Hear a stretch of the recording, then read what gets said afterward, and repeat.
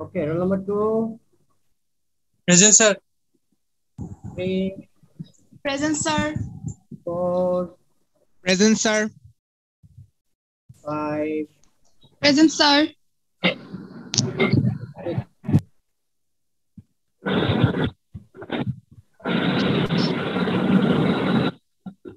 Roll number 6, Present, sir.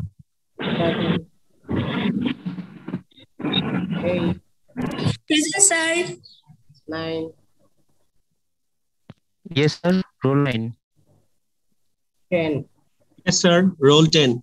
11, Present, sir. Roll 11. 12, Yes, sir. Roll 12. 13, Present, sir. 14, 15, Yes, sir. 16, Yes, sir. Roll 16. 17, Yes, sir. 18, Yes, sir. 19, Yes, sir. Roll 19. 20, Yes, sir. 21, Yes, sir. 22, 23, Yes, sir. 24, Yes, sir. 24. 25, Yes, sir. 25. 27, Yes, sir. 28, 29,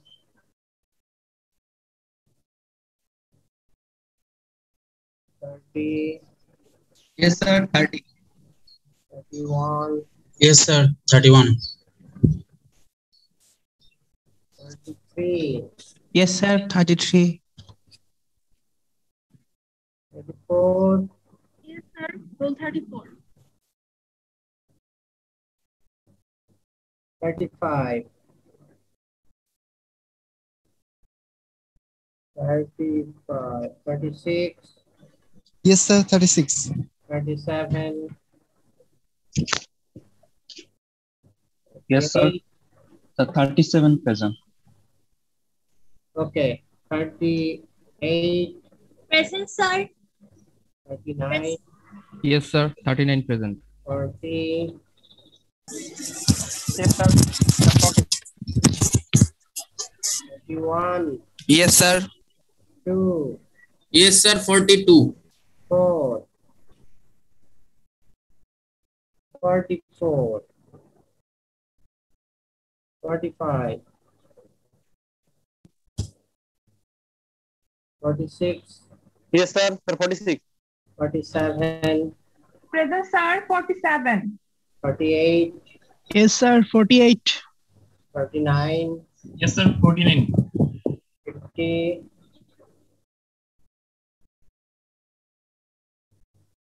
15 batch, 22, Yes, sir. 17, Yes, sir.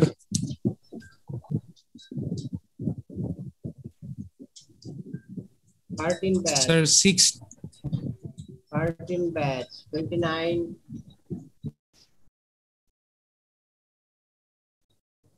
12 batch, 19,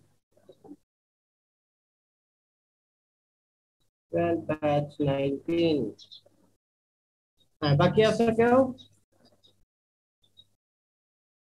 Sir, 16 batch 22 present, sir. আমার নেটে একটু সমস্যা হচ্ছে।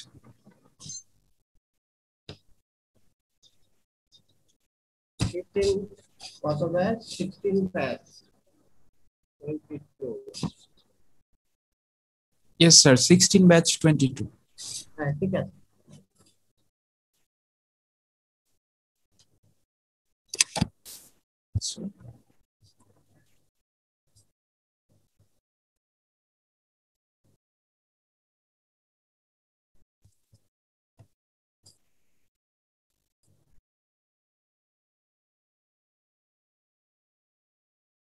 Recording in progress.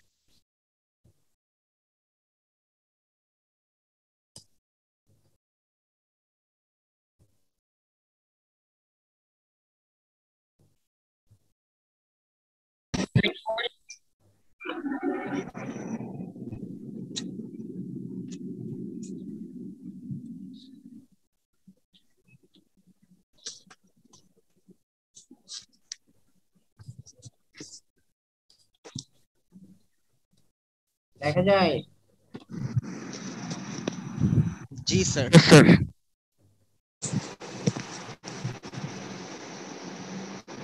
গত ক্লাসে আমরা এখানে পড়েছিলাম, এ পর্যন্ত পড়েছিলাম যে ফ্যাব্রিউরাইজিং মানে অ্যাডিশন অফ কার্বন। যদি কোনো লো কার্বন স্টিলকে কার্বনেশিয়াস এনভায়রনমেন্টে হিট করা হয়, তাহলে এই এনভায়রনমেন্ট থেকে লো কার্বন স্টিল সারফেসে কার্বন পিক আপ করবে। সেই কার্বন সলিড ফেজ ডিফিউশনের মাধ্যমে স্টিলের সারফেস থেকে ক্রমান্বয়ে ভিতরের দিকে যেতে থাকে। এর জন্য সারফেসে সবচেয়ে বেশি কার্বন হবে, আস্তে আস্তে ভিতরের দিকে কার্বনের পরিমাণ কমতে থাকবে এবং একটা পর্যায়ে একটা সার্টেন ডেপথে কার্বন পার্সেন্টেজ অরিজিনাল ম্যাটেরিয়ালস এর অ্যাজ রিসিভড ম্যাটেরিয়ালস এর যে কার্বন পার্সেন্টেজ ছিল সেটাই থেকে যাবে, সেটাকে বলা হবে কোর। আর যে পর্যন্ত কার্বন ঢুকে হার্ড করবে সারফেসটাকে সেটাকে বলা হবে কেস। এখানে দেখতে পারতেছো আগে কিন্তু রাইট হ্যান্ড সাইডের দিকে তাকিয়ে দেখো সাদা কালো, এইটাই ছিল কিন্তু অরিজিনাল স্ট্রাকচার। অ্যাজ রিসিভ কন্ডিশনে সারফেস থেকে শুরু করে এই কোর পর্যন্ত সমস্ত জায়গায় কার্বন ছিল সেম। কার্বনেশিয়াস এনভায়রনমেন্টে তাকে হিট করার কারণে এনভায়রনমেন্ট থেকে কার্বনকে সে পিক আপ করলো, পিক আপ করে আস্তে আস্তে সারফেস থেকে ভিতরের দিকে যাওয়া শুরু করলো এবং কার্বন পার্সেন্টেজ বেড়ে গেল। কার্বন পার্সেন্টেজ যে বেড়ে গেছে আমরা দুই ভাবে গেস করতে পারি। একটা হচ্ছে মাইক্রোস্কোপিক স্টাডি, মাইক্রোস্কোপে নিয়ে ক্রস সেকশন যদি আমরা দেখি তাহলে দেখব সারফেস এবং সাব সারফেসে কার্বনের পার্সেন্টেজ অথবা পারলাইটের পার্সেন্টেজ বেশি compare to centre of the sample. আর যদি তুমি মেটামোগ্রাফি না করতে চাও তাহলেও তুমি হার্ডনেস মেজারমেন্টের মাধ্যমে গেজ করতে পারবা যে তোমার সারফেসে কার্বন ঢুকে গেছে।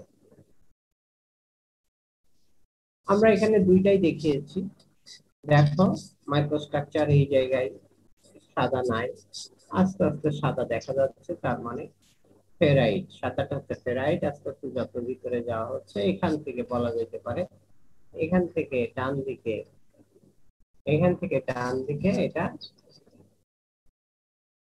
তোমার more or less similar ferrite এবং পারলাইট কন্টেন্ট। কিন্তু এই লাইনের যদি বামের দিকে যায় তাহলে দেখা যাচ্ছে এখানে কিছু কিছু সাদা অংশ আছে, ফেরাইট আছে, যত বামে যাচ্ছি সাদা অংশ নাই, পুরাটাই পারলাইট হয়ে গেছে। বলা যায় এখান থেকে এই জায়গা থেকে এই জায়গা থেকে এই বাম দিকে পুরাটাই পারলাইট হয়ে গেছে। এইভাবে আমরা মাইক্রোস্ট্রাকচার দেখে বলে দিতে পারি। আরেকটা কাজ করতে পারি হার্ডনেস মেজারমেন্ট। এই যে হার্ডনেসটা দেখেছো, হার্ডনেস মেজারমেন্টের অনেক টেকনিক আছে। একটা আছে মাইক্রো হার্ডনেস, মাইক্রো হার্ডনেস এর আবার দুই রকমের টেকনিক আছে, একটা আছে নো হার্ডনেস আর একটা আছে diamond indent ভিকার hardness. No hardness আর ভিকার হার্ডনেস এ বুঝবা কিভাবে?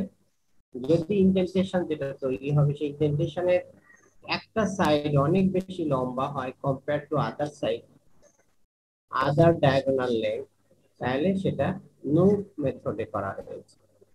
আর যদি এই ইনডেন্টেশনটা দুই diagonal length more or less কাছাকাছি হয় সেটাকে বলা হবে ভিকার হার্ডনেস। এটা সেই ডেফিনেশন মোতাবেক এই হার্ডনেস টেস্টটা করা হয়েছে লুপ মেথডে, দেখতেই পাচ্ছ। এখন হার্ডনেস কি পরিমাণ বাড়বে? হার্ডনেস দেখা যাচ্ছে যে কার্বন বাড়ার সাথে সাথে হার্ডনেস বেড়ে যাবে। সারফেসে যত কার্বন বাড়বে তত হার্ডনেস এভাবে বেড়ে যাবে। একটা পর্যায়ে আসবে যেটা মোর অর লেস 1% এর কাছাকাছি। এই 1% এর পরে যদি আবার এদিকে যাওয়া হয় তাহলে হার্ডনেস আস্তে আস্তে কমে যাবে। এটা হচ্ছে কার্বোরাইজিং এর কার্বোরাইজড সারফেসের হার্ডনেস প্রোফাইল। আমরা আসি এই কার্বন ঢোকানো, কার্বোরাইজিং এডিশন অফ কার্বনের অনেক টেকনিক আছে। আমরা সলিড স্টেটে করতে পারি, গ্যাসিয়াস মিডিয়ায় করতে পারি, লিকুইড মিডিয়ায় করতে পারি। এখন আমরা যেটা দেখছি সেটা হচ্ছে প্যাক কার্বোরাইজিং, এটা সলিড স্টেটে কার্বোরাইজিং। কি করা হবে দেখো, যে মিডিয়া, সে মিডিয়াটা দেখো সলিড স্টেটে। একটা হচ্ছে কি চারকোল। চারকোল কারে কয়? কাঠ পোড়াইলে যদি ছাই করে না ফেলা হয়, তাহলে পুরা ছাই না করলে কাঠ পার্শিয়ালি পুড়ে গেলে যে কয়লা পাওয়া যায় সেটার নাম হচ্ছে চারকোল। যে সলিড স্টেটে কার্বোরাইজিং করার জন্য আমরা যে মিক্সচারটা তৈরি করব তার 30 থেকে 32% হবে চারকোল। কোক কারে কয় সেটা তোমরা পড়েছো, রিফ্র্যাক্টরিজ এন্ড কোক। কোলকে যদি ডিগ্যাসিফাইং করে ভোলাটাইল ম্যাটেরিয়াল গুলোকে যদি সরিয়ে দেওয়া হয় তাহলে যে আরেকটু চারকোলের যে শক্ত একটা প্রোডাক্ট পাওয়া যায় সেটার নাম হচ্ছে কোক। এই কোক নেওয়া হবে 30 থেকে 32%, চারকোল 30 থেকে 32%, সোডিয়াম কার্বনেট 2 থেকে 3%, বেরিয়াম কার্বনেট 10 থেকে 12%। এই হচ্ছে কম্পোজিশন। এই কম্পোজিশনটাকে একসাথে নিয়ে একটা পাত্রে নিয়ে তার ভিতরে কিছু বাইন্ডার দিতে হয়।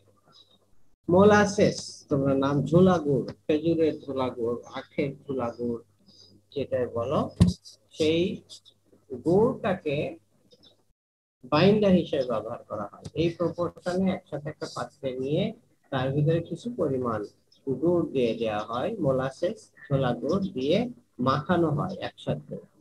মাখিয়ে দেখো যে মোলাসেস নিলাম সেটাও কিন্তু হাইড্রোকার্বন, সেটাও কিন্তু সোর্স অফ কার্বন হিসাবে কাজ করবে, মাঝখানে তাদেরকে সুন্দর করে কাছাকাছি আসার জন্য হেল্প করবে, সেগ্রিগেশন হওয়া থেকে হেল্প করবে।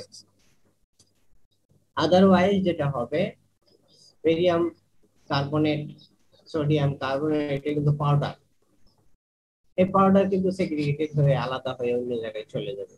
তাহলে প্রত্যেকটা জায়গায় সমানভাবে রিঅ্যাকশন হবে না, সমানভাবে কার্বোরাইজিং হবে না। যাতে ইউনিফর্ম কার্বোরাইজিং হয় সেই জন্য আমরা একটা বাইন্ডার দিয়ে চারকোল ও সোডিয়াম কার্বনেট, বেরিয়াম কার্বনেটটা সুন্দরভাবে মাখিয়ে ইউনিফর্ম কম্পোজিশনে নিয়ে আসি। নিয়ে আসার পরে এইরকম একটা রিটর্ট বলা হয় একে, একটা রিটর্ট। এই যে এই রিটর্টের ভিতরে কি দিবা, এই রিটর্টের এই জায়গাটাই তুমি দিবা হচ্ছে এইটা হচ্ছে আমাদের প্রোডাক্ট, এটা আমাদের প্রোডাক্ট। আর এইগুলো কি অ্যাক্টিভেটেড চারকোল, এইগুলো আমাদের সেই যে মোলাসেস দিয়ে যে জিনিসটা মাখিয়ে নিলাম সেটাই হচ্ছে এই যে ওই অ্যাশ কালারের সারাউন্ডিং এ যেটা আছে, এইটা আমাদের ওয়ার্ক পিস, এইটা ওয়ার্ক পিসটা। আর এইটা দেখতেছো এটা হচ্ছে কন্টেইনার, স্টিল কন্টেইনার। এই কন্টেইনারের নিচেই কিছু এই যে জিনিসটা মাখালাম ফ্যাক্টরাইজিং এর জন্য, সেই জিনিসটা নিচে একটু দিয়ে দিব, তারপরে অবজেক্টটা দিব, ওয়ার্কপিসটা দিব, সেখানে দেওয়ার পরে চারিদিকে দিয়ে দিব, এই চারকোলের মিক্সচার এটা আমি দিয়ে দিব, দিয়ে টাইট করব, হাত দিয়ে চেপে চেপে এটাকে টাইট করে ফেলবো, টাইট করে ফেলে এই পাত্রটার মুখ আটকিয়ে দিব। এই পাত্রটা সিল, দেখতেই পাচ্ছেন সিল স্টিল কন্টেইনার আটকে দিব। এরপরে কি করব, এই কন্টেইনারটা যার ভিতরে চারকোল আছে এবং যে তার সেন্টারে ওয়ার্কপিস আছে, এটাকে নিয়ে মনে করো আমাদের এই ট্রিটমেন্ট ল্যাবে যে ফার্নেস আছে, সেই ফার্নেসের চেম্বারের ভিতরে দিয়ে দিব।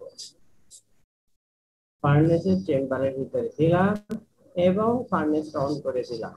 অন করে দিলে কি হবে, চারিদিক থেকে হিট দেওয়া শুরু হবে।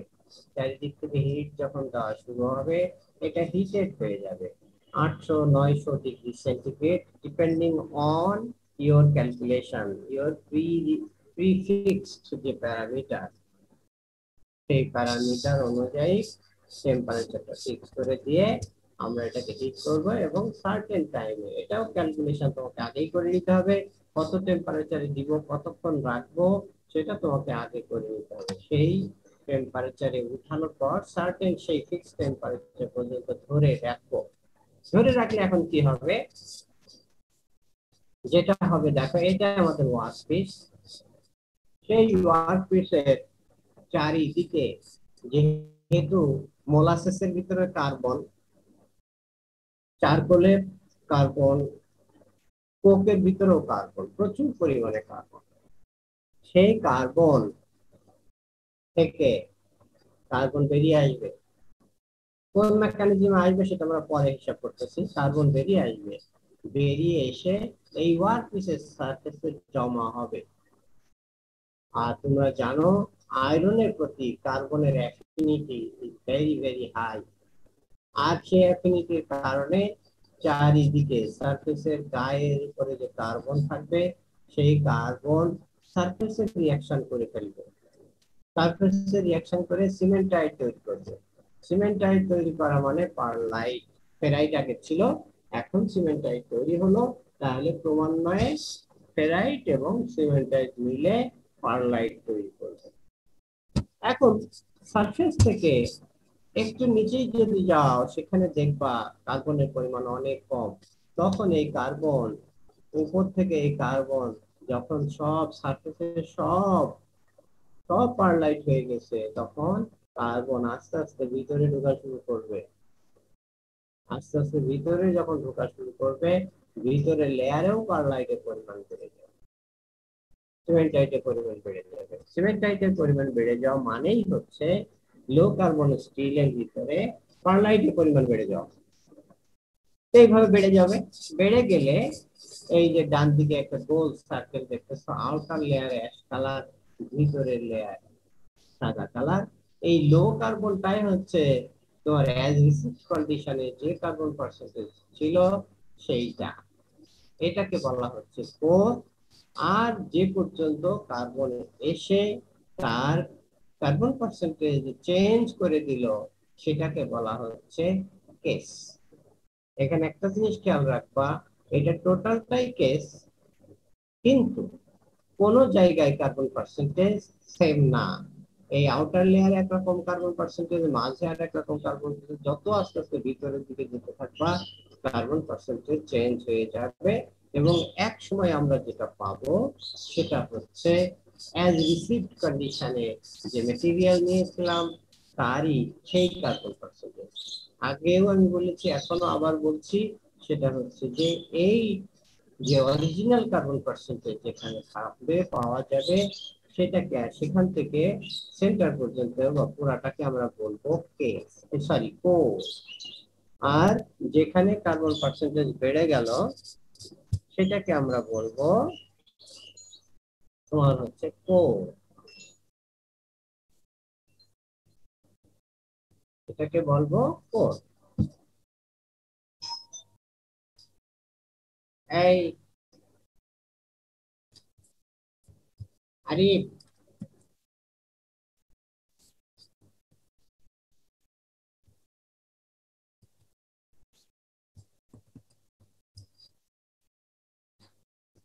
হ্যাঁ, এটাকে আমরা বলবো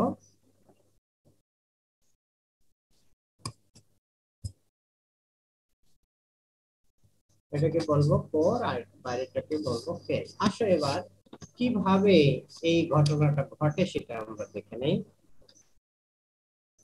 প্রথমে আমাদের বলেছিলাম যে এর ভিতরে বেরিয়াম কার্বনেট, সোডিয়াম কার্বনেট এগুলো আমরা দিব। এই বেরিয়াম কার্বনেট আসলে অ্যাক্টিভেটর হিসেবে কাজ করে, ক্যাটালিস্ট হিসেবে কাজ করে, হ্যাঁ, প্রমোটার হিসেবে কাজ করে, যেটাই তুই বলো না কেন। এটা বেরিয়াম কার্বনেট হিট দিলে বেরিয়াম অক্সাইড হয়ে যাবে আর কার্বন ডাই অক্সাইড হবে। একইভাবে যদি সোডিয়াম কার্বনেটকে তুমি হিট দাও সার্টেন টেম্পারেচারে, এটা সোডিয়াম কার্বনেট হয়ে যাবে, সোডিয়াম অক্সাইড হয়ে যাবে। আর একটা হচ্ছে তোমার কি হবে, কার্বন ডাই অক্সাইড। সেই কার্বন ডাই অক্সাইড, এই দেখো কার্বন ডাই অক্সাইড, এই কার্বন ডাই অক্সাইড এর ভিতরে চারকোল এবং কোকের ভিতরে যে প্রচুর পরিমাণে কার্বন আছে, সেই কার্বনকে কার্বনের সাথে রিঅ্যাকশন করে কার্বন মনোক্সাইড তৈরি করবে। এই কার্বন মনোক্সাইড বুঝতেই পারতেছো গ্যাসিয়াস প্রোডাক্ট, এটা খুবই মোবাইল, হ্যাঁ, এটা ইনসাইডে এই অবজেক্টের চারিদিকে ঘুরতে থাকবে, আর যেখানে সুযোগ পাবে, দেখতেই পাচ্ছো কার্বন মনোক্সাইড এটা চারিদিকে ঘুরতে থাকবে, যেখানে সুযোগ পাবে সেখানে ফ্রি আয়রনের সাথে রিঅ্যাকশন করে আয়রনের কার্বাইড তৈরি করবে। আয়রন কার্বাইড তৈরি করবে, আর এই কার্বন ডাই অক্সাইড আবার পুনরায় কার্বন ডাই অক্সাইডে ট্রান্সফার হবে।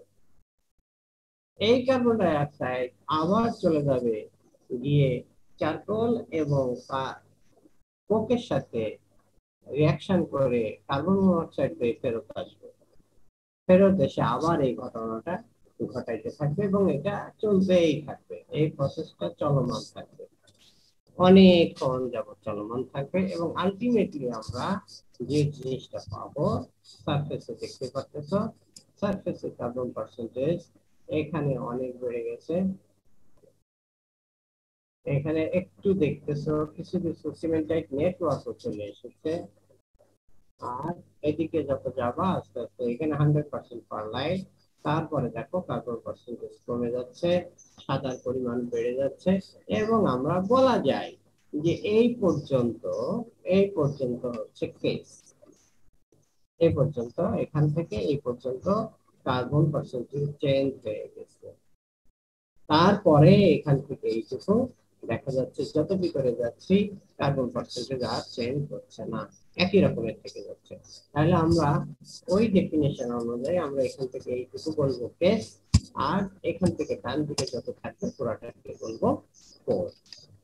কারো সমস্যা আছে? স্যার, আমার প্রশ্নটা ছিল যে এই ছবিটা যে দেখানো হলো প্রসেসটার, এখানে এই অবজেক্টের চারদিকে কি একটা এয়ার গ্যাপ বা গ্যাসেস গ্যাপ কি প্যাকিং করার সময় দিয়ে দেওয়া হয়, নাকি এর স্যার রিঅ্যাকশনের মাধ্যমে জেনারেট হয়? বুঝি নাই তোমার প্রশ্ন।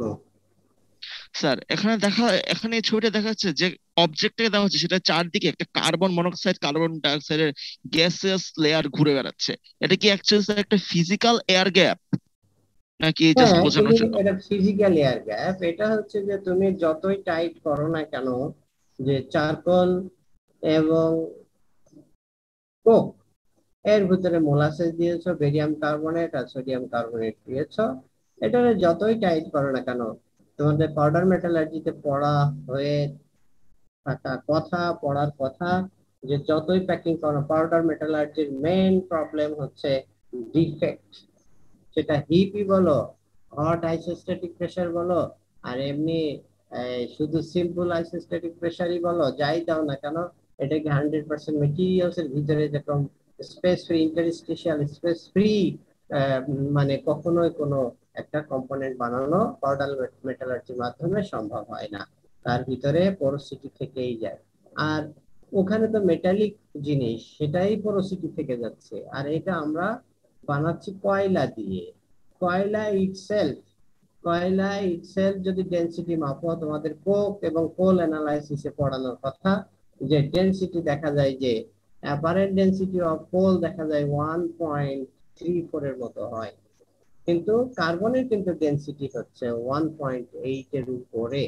তাই যদি হয়, এটা থেকে তোমাকে কি কি সিগন্যাল দিল? তার মানে স্যার কোকের ভেতরে একটা বিরাট অংশ এর হচ্ছে ভিতরে যে থাকবে হলো। কোকের ইনসাইডে থাকবে, কোকের আউটসাইডে ইন্টারস্টিশিয়াল গ্যাপ থাকবে, coke to coke powder, coke to coal to charcoal পাউডারের ইন্টারস্টিশিয়াল গ্যাপ থাকবে। ঠিক আছে? Okay sir. আর কারো কোনো প্রবলেম? এনিবডি বুঝো নাই?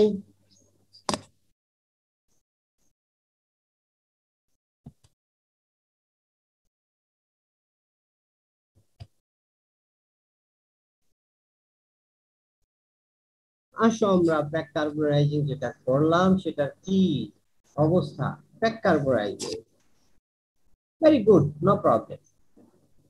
প্রোডাক্ট এটা বানানো সম্ভব, সারফেস হার্ড করা সম্ভব, সারফেসের কেমিক্যাল কম্পোজিশন চেঞ্জ করে দেওয়া সম্ভব, বাট প্রবলেম হয় very slow process, very slow,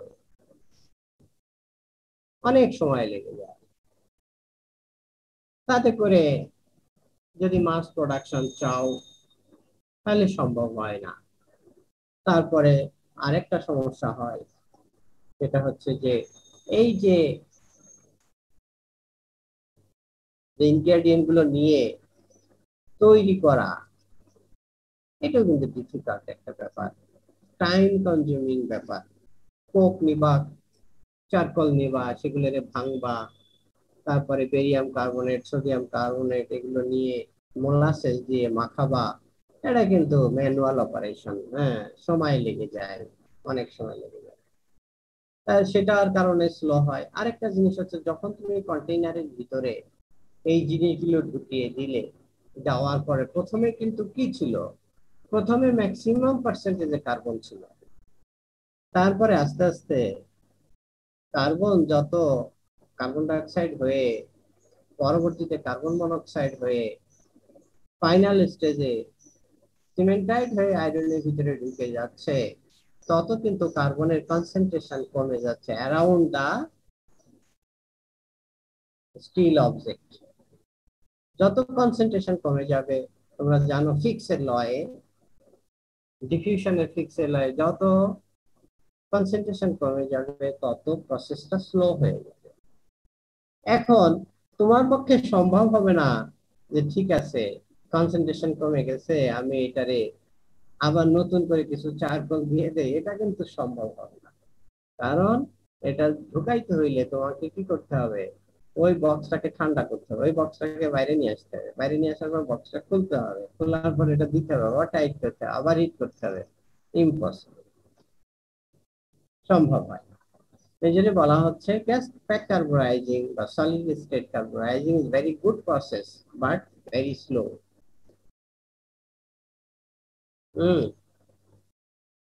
কিন্তু আমরা যদি, সায়েন্টিস্টরা দেখলো অল্টারনেটিভ ওয়েতে আমরা আর কিছু করতে পারি কিনা, সেটাতে হচ্ছে যে ইয়েস সম্ভব।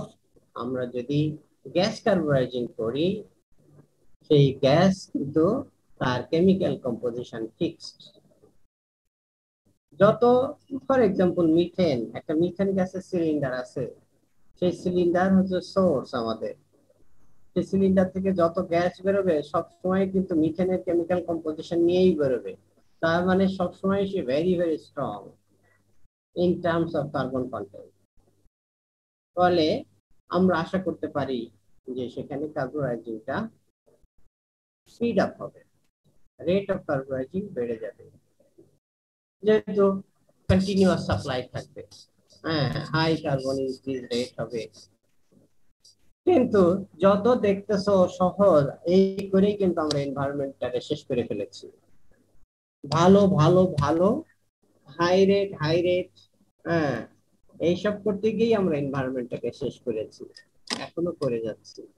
আর যে কারণেই মানব সভ্যতার হয়তো তোমার অবসান ঘটে যাবে, নিয়ার ফিউচারে কোনো এক সময় হয়তো ঘটে যেতে পারে।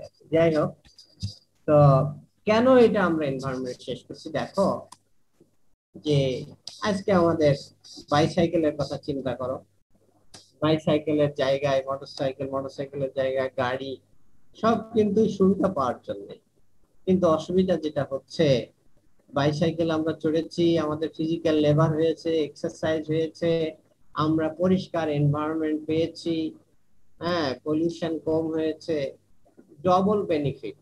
ডবল না, তিনটা বেনিফিট। একটা হচ্ছে ইকোনমিক্যালি এটা ভেরি ভেরি চিপ, 2 নম্বর হচ্ছে নো এনভায়রনমেন্ট পলিউশন, 3 নম্বর হচ্ছে ফিজিক্যাল এক্সারসাইজ, যাতে করে মানুষের ডায়াবেটিসের সম্ভাবনা, হাই ব্লাড প্রেশারের সম্ভাবনা, হার্ট অ্যাটাকের সম্ভাবনা, স্ট্রোকের সম্ভাবনা কমে যাবে। মোটরসাইকেল আসলো, মানুষ এখন মোটা হয়ে যাচ্ছে, ব্লাড প্রেশার হচ্ছে, 22 বছর 15-20 বছরে ডায়াবেটিস অ্যাটাক করতেছে। আর এটাও তো গেল, পয়সাও খরচ হচ্ছে। আর কি হলো, যে এনভায়রনমেন্ট, তোমার বারবার তোমাদের বলতেছি, গত ক্লাসেও বলেছিলাম হয়তো বা, যে ঢাকা শহরের যে বাতাসের কোয়ালিটি, একজন মানুষ, একজন জীবন্ত মানুষ ম্যাক্সিমাম যতটুকু পলিউশন টলারেট করতে পারে তার থেকে 4 টাইমস হায়ার ঢাকা শহরের অ্যাটমসফিয়ার। বাতাসের কোয়ালিটি 4 টাইমস খারাপ। এই যখন অবস্থা হয়, তখন তো বুঝতেই পারতেছি যে মানব সভ্যতা আসলে কতদিন সার্ভাইভ, 4 থেকে 5 হবে, 5 থেকে 6 হবে। এক সময় আমরা বুড়িগঙ্গা নদীতে কোনো মাছ টাছ নাই, তখন পৃথিবীতে বাতাস থাকবে কিন্তু মানব সভ্যতা থাকবে না। বুড়িগঙ্গার পানির ডেনসিটি কত কেউ বলতে পারবে না। পানির ডেনসিটি কিন্তু 1 হওয়ার কথা, বুড়িগঙ্গার পানির ডেনসিটি কিন্তু 1 না। এই জন্য এর ভিতরে কিছু কিছু বাঁচতে পারে না, শুধু পানিই আছে, কিন্তু এর ভিতরে কোনো মাছ নাই। তো যাই হোক, পৃথিবীতে হয়তো বাতাস থাকবে, কিন্তু মানব সভ্যতা বা জীব জানোয়ার হয়তো থাকবে না, এরকম একটা পরিস্থিতি আসতে পারে। কেন এমন হবে? দেখো, যেটা বলছিলাম, গ্যাস আমরা পাস করে দিচ্ছি, সেই গ্যাস কিন্তু 100% বার্ন হচ্ছে না, কিছু সে আনবার্ন কন্ডিশনে হয়ে যাবে। তোমরা দেখে শুনেছো হয়তো, পত্র পত্রিকায় দেখে থাকবে, ফ্রান্স বলতেছে যে একটা সিটি থেকে আরেকটা সিটির ডিস্টেন্স যদি 400 কিলোমিটার হয়, তাহলে সেই 2 সিটির মাঝখানে কোনো ডোমেস্টিক ফ্লাইট থাকবে না আগামী 5 থেকে 10 বছরের ভিতরে। ফ্রান্সে কোনো ইন্টারসিটির ভিতরে 400 থেকে 500 কিলোমিটার দূরত্বের কোনো সিটির ভিতরে ডোমেস্টিক ফ্লাইট থাকবে না। এখন মজার ঘটনা হচ্ছে বাংলাদেশ। বাংলাদেশ কিন্তু কোনো সিটি নাই যে সিটি ঢাকা থেকে দূরত্ব 400 কিলোমিটারের বেশি, একটা সিটিও নাই। যত এয়ার কানেকশন আছে, ঢাকা, চিটাগাং, সৈয়দপুর, কক্সবাজার, তারপরে রাজশাহী, যতগুলোই আছে, বরিশাল, যশোর, যতগুলোই আছে, কোনোটাই কিন্তু 500 কিলোমিটারের বেশি না। 500 কিলোমিটার যদি বেশি না হয়, তাহলে কি হবে? তাহলে সেখানে প্লেন কানেকশন থাকবে না। কেন থাকবে না? এটাই হচ্ছে কথা। কারণ প্লেনে সবচেয়ে ফুয়েল এফিসিয়েন্সি কম, ফুয়েল এফিসিয়েন্সি সবচেয়ে কম হচ্ছে প্লেন, এবং প্লেন হচ্ছে হিউজ পরিমাণে এনভায়রনমেন্টকে পলিউট করে। এই জন্য তারা চলে যাবে ম্যাগনেটিক ট্রেন। ম্যাগনেটিক ট্রেনে চলে যাবে যেখানে কোনো নাই, পলিউশন নাই, অনেক দূরে সমুদ্রের ধারে, সেখানে বানানো হবে ইলেকট্রিসিটি। সেই ইলেকট্রিসিটি গ্রিডের মাধ্যমে পাঠিয়ে দেওয়া হবে ইন্টারসিটি কানেকশন ট্রেনের, ম্যাগনেটিক ট্রেনের। যেটা বলছিলাম যে সাপ্লাই, কন্টিনিউয়াস সাপ্লাই দিব, কার্বন বাড়বে হাই রেটে, কিন্তু পার্শিয়াল বার্নিং এর কারণে প্রচুর পরিমাণ মিথেন গ্যাস আমাদের এনভায়রনমেন্টে ঢুকে যাবো। তোমরা ইদানিং কালে একটু বাংলাদেশ নিয়ে কথাবার্তা, এনভায়রনমেন্ট নিয়ে কথাবার্তা দেখেছো কিনা জানি না, বাংলাদেশে কিন্তু প্রচুর পরিমাণে মিথেন গ্যাসের ফ্লেম দেখা যাচ্ছে স্যাটেলাইট টেলিভিশনে বিভিন্ন জায়গায়, এবং এটা ঢাকা শহরের আশেপাশে, ঢাকা শহরে হচ্ছে সবচেয়ে বেশি মিথেন গ্যাসের ফ্লেম দেখা যাচ্ছে। তার মানে বোঝা যাচ্ছে যে প্রচুর আনবার্ন মিথেন গ্যাস ঢুকে যাচ্ছে। অ্যামোনিয়া, মিথেন, এই সমস্ত কম্পোনেন্ট সেটা আবার বাতাসে অটো ইগনিশনের মাধ্যমে ফ্লেম তৈরি করতেছে। তো যাই হোক, এটা কিন্তু ভয়ঙ্কর জিনিস। তোমরা ইন্টারনেটে যদি কারো ইচ্ছা থাকে, আগ্রহ থাকে, তোমরা দেখতে পারো যে তোমার এই flame, satellite view of methane flame in Bangladesh, প্রচুর ফ্লেম তৈরি হচ্ছে। যেটা যদি এইটার পরিমাণ যদি বেড়ে যায়, তার মানেটা কি বুঝতেই পারতেছো? কোনো মনে হবে যে কেউ আগুন লাগাই দেয় না, কিন্তু হুটহাট করে ঘর বাড়িতে আগুন লেগে যাবে। আগুন লেগে গেলে মানুষ, তার সম্পদ, বাড়ি ঘর সব পুড়ে ছারখার হয়ে যাবে, ডিজাস্টার। তারপরে প্রচুর পরিমাণে কার্বন, অ্যাক্টিভেটেড কার্বন, এটা বাতাসে ঢুকবে, কার্বন ডাইঅক্সাইড ঢুকবে, কার্বন মনোক্সাইড ঢুকবে, ফলে আমাদের এনভায়রনমেন্টটা পলিউটেড হয়ে যাবে। যাই হোক, তারপরও বললাম যে আমরা সাইকেলে তো চড়তে রাজি না, সাইকেলে চড়লে কষ্ট, ঘেমে যাই, তাড়াতাড়ি যাওয়া যায় না, অনেকগুলো এক্সকিউজ আছে। আমরা কিন্তু সাইকেল থেকে মোটরসাইকেল, মোটরসাইকেল থেকে কার, কার থেকে আমরা এখন এরোপ্লেনে চলে গেছি। যাই হোক, এনভায়রনমেন্ট যেখানে যাচ্ছে যাক। এই হচ্ছে গ্যাস কার্বোরাইজিং এর একটা সেটআপ। এটা আমার অবজেক্ট, স্টিল পার্ট। এখান থেকে গ্যাস আউটের মাধ্যমে এই গ্যাস এর ভিতরে ঢুকাবো, আর এইটা চারিদিক থেকে হিট করা হবে। হিট বিভিন্ন ফর্মে করা যেতে পারে।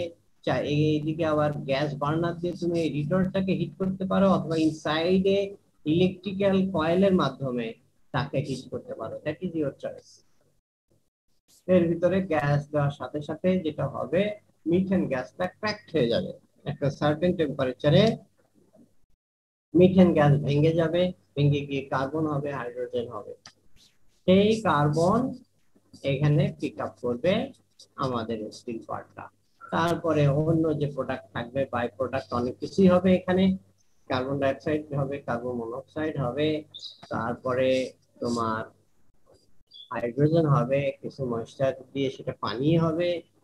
জটিল একটা রিয়াকশন। আর এই চেম্বারের ভিতরে সুন্দর মিক্সিংটা সুন্দর করার জন্য একটা ফ্যানও চালিয়ে রাখা হয়, এটা ঘুরতে থাকে। আর ওয়েস্ট যে মেটেরিয়াল, সেটা এই দিক দিয়ে বেরিয়ে চলে যায়, বাইরে বেরিয়ে চলে গেল, আর কন্টিনিউয়াস এটা কার্বোরাইজিং হতে থাকলো।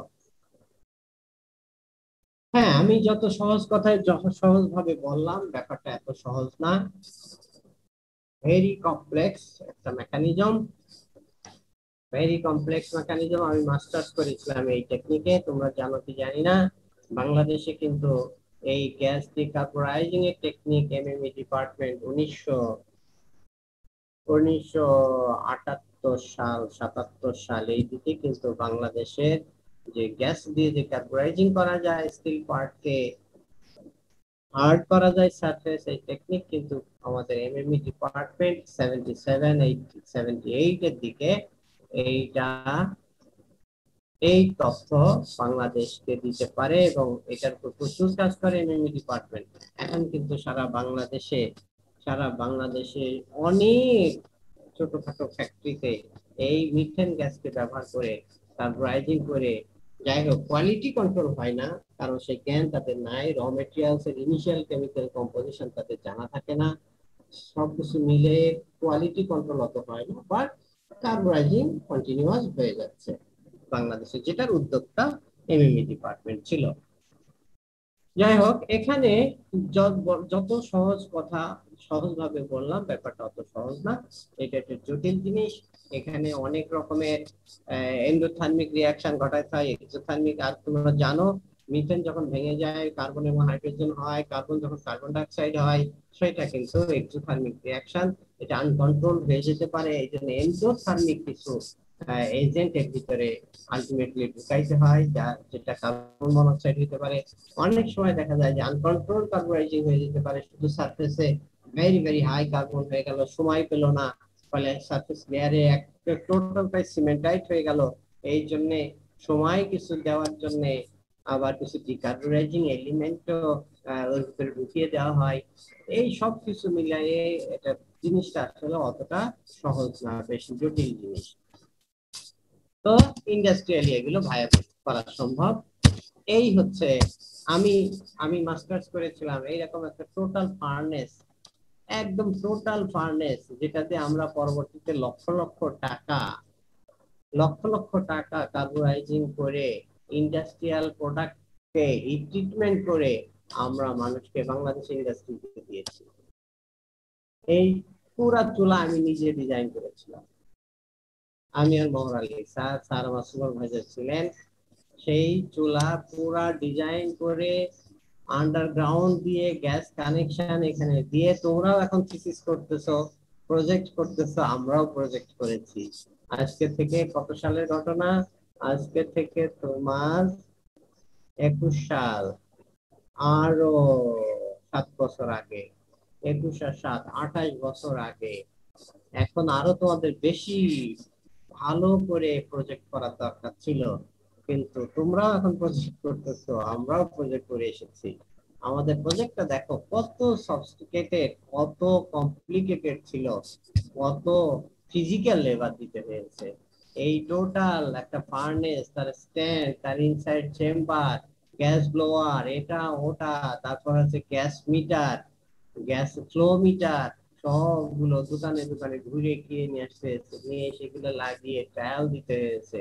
হ্যাঁ, এইটার পিছনে একটানা 1 বছর কাজ করতে হয়েছে, করে সাকসেসফুল। শুধু সাকসেসফুলি না, পরে সেটা ইন্ডাস্ট্রিয়াল প্রোডাকশনের জন্য আমরা ব্যবহার করেছি। এখন জায়গার অভাবে আর এইরকম প্রজেক্ট এখন কেউ করতে চাচ্ছে না, ছাত্রদের ওই রকম প্রেফারেন্স থাকে না, ইজি গোয়িং, ছাত্ররা কোন দিকে গেলে তাড়াতাড়ি প্রজেক্ট হয়ে যাবে কিন্তু এ প্লাস পাওয়া যাবে। শিখি বা না শিখি সেটা বড় কথা নয়, আমার দরকার এ প্লাস। কোথায় গেলে এ প্লাস পাবো? আমি এ প্লাসের চিন্তায় বিভোর হয়ে আছি, এই জন্য আর এই সব জিনিসগুলো আস্তে আস্তে অবসলিট হয়ে গেছে। যাই হোক, এখানকার যে রিয়াকশন আগেই দেখিয়েছি, দেখো carbon monoxide, carbon, carbon dioxide, carbon in gamma আয়রনের ভিতরে ঢুকে যাচ্ছে, এই রিয়াকশনে আলটিমেটলি সিমেন্টাইট বেড়ে যাচ্ছে। সিমেন্টাইট বেড়ে যাওয়া মানে পারলাইট বেড়ে যাওয়া। এখানে 3টা স্টেজে সাধারণত এই ঘটনা ঘটে থাকে। প্রথম হচ্ছে মাস ট্রান্সফার, 3টা স্টেজ হবে, সেটা হচ্ছে কার্বন ট্রান্সপোর্ট টু ওয়ার্কপিস। তাহলে কার্বন এনভায়রনমেন্টে আসে, সে ব্রেকডাউন হবে, তারপর ট্রান্সপোর্ট হবে to the surface of the workpiece. এটা হচ্ছে 1 নম্বর স্টেজ। 2 নম্বর স্টেজ হচ্ছে যে সারফেসে গিয়ে তো ফিজিক্যালি সে অ্যাডারেন্ট থাকলে হবে না, তাকে কেমিক্যালি রিঅ্যাক্ট করতে হবে with the steel component. Steel কম্পোনেন্টের ইনগ্রেডিয়েন্টের ভিতরে যার সাথে কার্বন দিয়ে রিঅ্যাকশন করে সেটা হচ্ছে আয়রন, আয়রনের সাথে রিঅ্যাকশন করে সিমেন্টাইট তৈরি করে। পরবর্তীতে সারফেসে সে কেমিক্যাল রিঅ্যাকশন করলো, এর পরবর্তী থার্ড স্টেজে ইনসাইড কার্বন ডিফিউশন, যেটা বলছিলাম যে সারফেসের কার্বন সে আস্তে আস্তে আস্তে আস্তে আরো ভিতরের দিকে উইথ টাইম যেতে থাকে, ফলোইং ফিক্স ল। তো এইভাবেই আস্তে আস্তে আমাদের কার্বোরাইজিংটা শেষ হয়। যেটা বলছিলাম যে ফিক্স ল এখানে কার্যকরী থাকে। এইরকম একটা ডায়াগ্রাম আমরা কল্পনা করতে পারি, এইরকম একটা অবস্থা আমরা কল্পনা করতে পারি। এটা হচ্ছে গ্যাস অ্যাটমসফিয়ার, এটা হচ্ছে স্টিলের কম্পোনেন্টের সারফেস। গ্যাসের ভিতরে দেখো, গ্যাস অ্যাটমসফিয়ারের ভিতরে এটা অলমোস্ট ফিক্সড কম্পোজিশন। যত আস্তে আস্তে বাউন্ডারি লেয়ার দেখতে পারতেছো, যত আস্তে আস্তে স্টিলের সারফেসের কাছাকাছি আসবে, তত তার এই কার্বন কনসেন্ট্রেশনটা একটু একটু কমে যাবে। এরপরে সারফেসে একটা জায়গা থাকবে, একটা স্টেজ পর্যন্ত সারফেসে কার্বন কনসেন্ট্রেশন থাকবে। সারফেসে যদি বলা হয় যে স্টিল বডির কথা যদি আলাদাভাবে চিন্তা করা হয়, তাহলে সারফেসের উপরে হবে সর্বোচ্চ কার্বনের কনসেন্ট্রেশন। তারপরে সারফেস থেকে যত তুমি ভিতরে যেতে থাকবা তত কার্বন কনসেন্ট্রেশনটা কমে যাবে এবং আলটিমেটলি আমরা একেবারে অ্যাজ রিসিভ যে কার্বন কনসেন্ট্রেশন সেটা পেয়ে যাব, সেটাকে বলা হচ্ছে সি নট। এগুলো যা ফর্মুলা আছে এগুলো আমার কিছু বলার নাই, এগুলো জাস্ট ফিজিক্সের ল থেকে আসছে। J equal to B beta CP CS, J equal to DC DC by DX. হ্যাঁ, এখানে কে কি সবগুলো দেওয়া আছে, কার্বন ফ্লাক্স যে কার্বন কনসেন্ট্রেশন কোএফিশিয়েন্ট ডি সবগুলো দেওয়া আছে, তোমরা দেখে নিও। হ্যাঁ, যেটা বলছিলাম অ্যাডভান্টেজেস ডিসঅ্যাডভান্টেজেস, এটা ঠিক আছে। কন্ট্রোল, বেটার কন্ট্রোল, এটা আমাদের সুবিধা। ইউনিফর্ম কেস, এটা আমার সুবিধা। কেন ইউনিফর্ম কেস? কারণ গ্যাস ফ্রি মিক্সিং হয়ে যায়। গ্যাসের কনসেন্ট্রেশন এক জায়গায় যদি একটু বেশি হয় বা এক জায়গায় যদি কমে যায় অতি দ্রুত সেইটা আবার সেই লো কনসেন্ট্রেশনের জায়গাটা সারাউন্ডিং থেকে এসে মেকআপ করে ফেলে উইদিন সেকেন্ড। কিন্তু প্যাক কার্বোরাইজিং এ সেটা সম্ভব নয়, কারণ এক জায়গার কোক আর এক জায়গায় যাওয়ার সুযোগ নাই, এক জায়গার বেরিয়াম কার্বনেট আর এক জায়গায় যাওয়ার সুযোগ নাই, ফলে ইউনিফর্ম কেস অনেক সময় হয় না। আর একটা কি, হাতে ময়লা লাগলো না, যেটা বলছিলাম সাইকেল চালাইতে গেলে গা ভেঙে যায়, পায়ে ব্যথা হয়ে যায়, হ্যাঁ, অত গদিওয়ালা বসার জায়গাটাও অত সুন্দর হয় না, সবকিছু মিলাইয়ে এটা একটু কষ্টকর। একইভাবে প্যাক কার্বোরাইজিং গ্যাস কার্বোরাইজিং এর ভিতরে এরকম ক্লিনার, গ্যাস কার্বোরাইজিং ক্লিন, তোমার হাতে ময়লা লাগবে না, এফিশিয়েন্ট মেথড, তাড়াতাড়ি হয়ে যাবে, less time than pack one. ঠিক আছে, কিন্তু সবকিছুরই মূলে কিছু সমস্যা আছে। একটা আছে এক্সপেন্সিভ ইকুইপমেন্ট লাগবে, যে কেউ গ্যাস কার্বোরাইজিং করতে পারবে না, অ্যাক্সিডেন্ট হয়ে যাবে, চেম্বার ফেটে যাবে, চেম্বার লিক হয়ে যাবে। হ্যাঁ, যা মানে অনেক কষ্ট করে অনেক পড়ালেখা করে ধৈর্য ধরে ট্রায়াল এন্ড এররে এটাকে এস্টাবলিশ করতে হয়, কিন্তু প্যাক কার্বোরাইজিং যে কেউ পারে।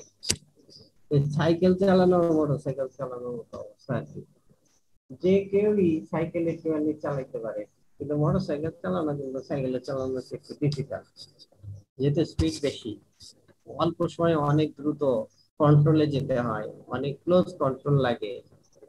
হ্যাঁ, এটা এলোপাতাড়ি চালানো যায় না, তাহলে মানুষ মরে যায়। যাই হোক, ফায়ার অ্যান্ড টক্সিক হ্যাজার্ডাস, আগুন ধরে যেতে পারে, যেটা একটু আগেই বললাম, অনেক সময় আগুন ধরে যাবে, অনেক সময় চেম্বার বার্স্ট হয়ে যাবে, লিক হয়ে যাবে। হ্যাঁ, আর যদি এটা ঘটে তাহলে টক্সিক ইনসাইড এর সেই মিথেন গ্যাস, হাই প্রেসারে মিথেন গ্যাস এবং carbon monoxide, carbon die oxide, এটা কিন্তু তোমার চারিদিকে বেরিয়ে চলে আসবে। ইভেন এটা অটো ইগনিশনের মাধ্যমে, যেটা বাংলাদেশে ইদানিং খুবই হচ্ছে, গ্যাস সিলিন্ডার বার্স্ট করে রান্নাঘরের ভিতরে আগুন ধরে যাচ্ছে এবং অনেকেই দুনিয়া থেকে বিদায় নিয়ে যাচ্ছে এই চুলা, গ্যাস বার্নার, এই গ্যাস সিলিন্ডারের বার্স্ট হওয়ার কারণে। এরকম অনেক বড় বড় ঘটনা ঘটে যেতে পারে। এরপরে আসতেছে আস্তে আস্তে মডিফিকেশন, টার্গেট একটাই, কত সহজে, কত ইকোনমিক্যাল, কত অল্প সময়ে কত ভালো কোয়ালিটির প্রোডাক্ট বানানো যায়, সেটাই হচ্ছে উদ্দেশ্য। ভ্যাকুয়াম কার্বোরাইজিং, ভ্যাকুয়াম কার্বোরাইজিং বুঝতেছো, ভিতর থেকে গ্যাস বের করে নেওয়া হয়, ভিতর থেকে বাতাস টাতাস সব বের করে নেওয়া হয়, নিয়ে ভিতরে লো প্রেসার ক্রিয়েট করা হয়, লো প্রেসার ক্রিয়েট করা হয়, সিম্পলিফাইড অ্যাটমসফিয়ার। এবার জটিলতা থাকলো না, বাতাসের যখন এনভায়রনমেন্ট হয় তখন কিন্তু জটিল হয়ে যায়। বাতাসে কি নাই বলো, অনেক কিছু আছে বাতাসের ভিতরে, সেটা কিন্তু আমার গ্যাস কার্বোরাইজিং এর প্রয়োজন হচ্ছিল, আমাকে বাতাস ঢুকাইতে হচ্ছিল বার্ন করার জন্য, কিন্তু এখানে আমার ওইটার দরকার নাই। Simplified atmosphere, single component atmosphere, only career carbon monoxide, এই মিথেন দিতে পারো, ইথিলিন দিতে পারো। হ্যাঁ, আর কি, যেহেতু বাতাস নাই সেখানে অক্সিজেনও নাই, যেহেতু অক্সিজেন নাই তাহলে নো চান্স অফ অক্সিডেশন, তাহলে সারফেস ডিটেরিওরেট করার সম্ভাবনাটাও কমে যাবে। হাই টেম্পারেচার, এখানে ইচ্ছা মতো টেম্পারেচার বাড়াইতে পারবা। হাই রেটে যত টেম্পারেচার বাড়ানো হয় তত কিন্তু কার্বোরাইজিং রেট বেড়ে যায়। যত কার্বোরাইজিং রেট বাড়ে তত কিন্তু টাইম কম লাগে। অনেক সুবিধা আছে, অনেক সুবিধা, বাট কি অসুবিধা সেটা আমরা পরে দেখছি। এখানে দেখো কত তাড়াতাড়ি করা সম্ভব। এটা হচ্ছে কনভেনশনাল গ্যাস কার্বোরাইজিং। তারপরে তাও 950 ডিগ্রি সেন্টিগ্রেডে কনভেনশনাল গ্যাস কার্বোরাইজিং যদি করি তাহলে এই রেটে যাবে সময়ের সাথে কেস ডেট। আর এটা হচ্ছে 930-এ আমরা ভ্যাকুয়াম কার্বোরাইজিং করবো, 980-তে ভ্যাকুয়াম কার্বোরাইজিং, 1040-এ ভ্যাকুয়াম কার্বোরাইজিং। অনেক হাই রেট, অনেক হাই রেটে কার্বোরাইজিং করা সম্ভব, কিন্তু প্রবলেম হচ্ছে এখানেও অ্যাক্সিডেন্ট হতে পারে। আর এইটার যে setup very very expensive, very expensive setup লাগবে আমাদের। তারপরে ভ্যাকুয়াম করার যদি যে তোমার কম্প্রেসর বলো, ভ্যাকুয়াম ডিগ্যাসার যেটা লাগবে সেটার আলাদা পয়সা কিনতে হবে। এটা হচ্ছে কমপ্লিটলি সিলড হইতে হবে। গ্যাস কার্বোরাইজিং কিন্তু 100% সিলড হওয়ার কোনো প্রয়োজন ছিল না। এখানে এই সবগুলো এনশিওর করার জন্য আমাদের খরচ অনেক অনেক বেড়ে যাবে। ভালো হবে নো সন্দেহ, বাট দাম অনেক বেড়ে যাবে। আর সাথে সাথে কি লাগবে, সাথে সাথে প্রচুর এক্সপার্ট, বেশি বেশি এক্সপার্ট লোকের প্রয়োজন হবে। এখানে আসো, বাট প্রসেসটা ইকোনমিক্যাল হবে। কেন ইকোনমিক্যাল হবে দেখো, যেহেতু আমরা সিঙ্গেল কম্পোনেন্ট দিচ্ছি, প্রথমে একটা ফিক্স টেম্পারেচার ভ্যাকুয়াম করে নিয়েছি, ফিক্স টেম্পারেচারে এর ভিতরে আমরা কার্বোরাইজিং মিডিয়া ঢুকিয়ে দিয়েছি। একটা এটাও তোমার রিসার্চ করে বের করতে হবে, সার্টেন টাইম পিরিয়ড ওখানে রাখবো, রাখার পরে এটা ক্র্যাকিং হয়ে যাবে। ক্র্যাকিং হয়ে গেলে আমি গ্যাসগুলো বন্ধ করে দিব। এই যে ক্র্যাক গ্যাস, এই ক্র্যাক গ্যাসের যে কার্বন মনোক্সাইড সেটার সাথে রিয়াকশন করার জন্য আমি সুযোগ দিব। এখান থেকে এই সময়টুকু আর কোনো গ্যাস ফ্লো থাকবে না, শুধু ভিতরে যে কার্বন প্রচুর তৈরি হয়েছিল যে ফ্রি কার্বন গুলো স্টিল বডির ভিতরে ঢুকে যাবে। এরপরে আমি আবার আরেকটু দিব, যদি প্রয়োজন মনে করি তাহলে আবার আরেকটু দিব। দেওয়ার পরে এটাও তোমাকে আগে ট্রায়াল এন্ড এরর করে নিতে হবে। কার্বোরাইজিং আবার গ্যাস ঢুকাইলাম, আবার ক্র্যাকিং হলো, আবার ডিফিউশন হলো, আবার বন্ধ করে দিব, 4 নম্বর স্টেজে আবার বন্ধ করে দিব। তারপরে কি করব, তারপরে যে কাজটা করব ওখান থেকেই ভ্যাকুয়ামটা আস্তে আস্তে সরিয়ে ফেলবো, সরিয়ে ফেলে স্যাম্পলটাকে বের করে ইকুয়েন্স করে ফেলবো। বাস আমার হার্ডেনিং কার্বোরাইজিং হয়ে গেল, শেষ হয়ে গেল। এখানে আমরা কার্বোরাইজিং মিডিয়া হিসেবে মিথেন ব্যবহার করতে পারি, প্রোপেন ব্যবহার করতে পারি, অ্যাসিটাইলিন ব্যবহার করতে পারি। হ্যাঁ, দেখা যাচ্ছে যে যত আমরা নিচের দিকে যাচ্ছি তত কার্বনিল বেড়ে যাবে, তত রেট অফ কার্বোরাইজেশন বেড়ে যাবে। এখন বলো বুঝো নাই কে, কেউ আসো এ পর্যন্ত, আমরা আজকে এখানেই শেষ করব। কেউ আসো, কোনো জায়গায় বুঝো নাই?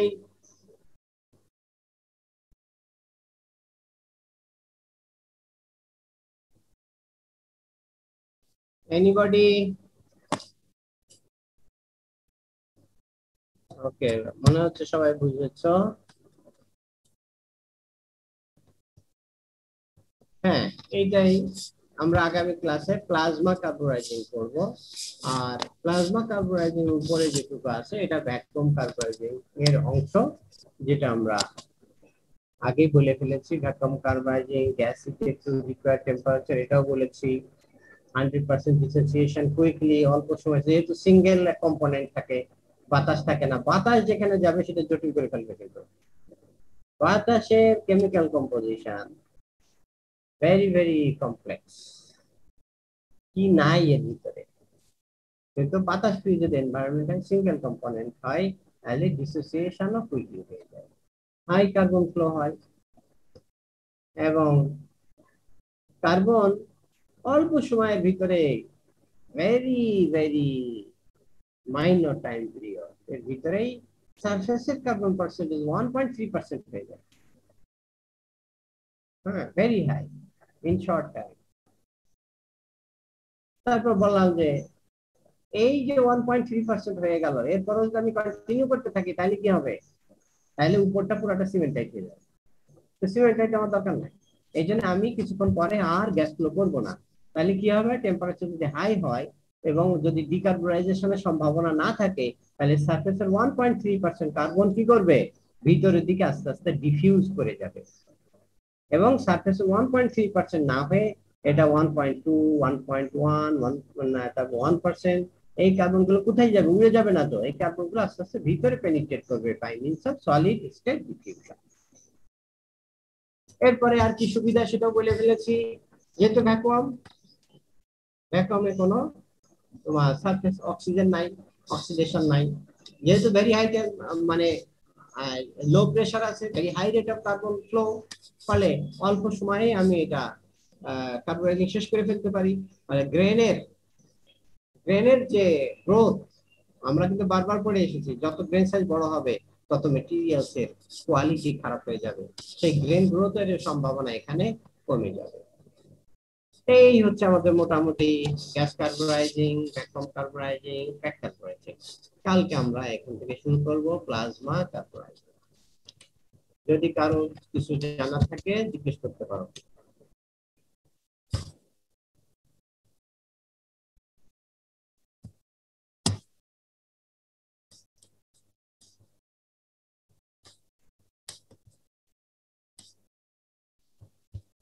ওকে, থ্যাংক ইউ। Roll 44 sir. কি রোল করব? স্যার আমার অ্যাটেন্ডেন্সটা স্যার, আমি দেরিতে জয়েন করছিলাম। অ্যাটেন্ডেন্স ভুলে যাও। Record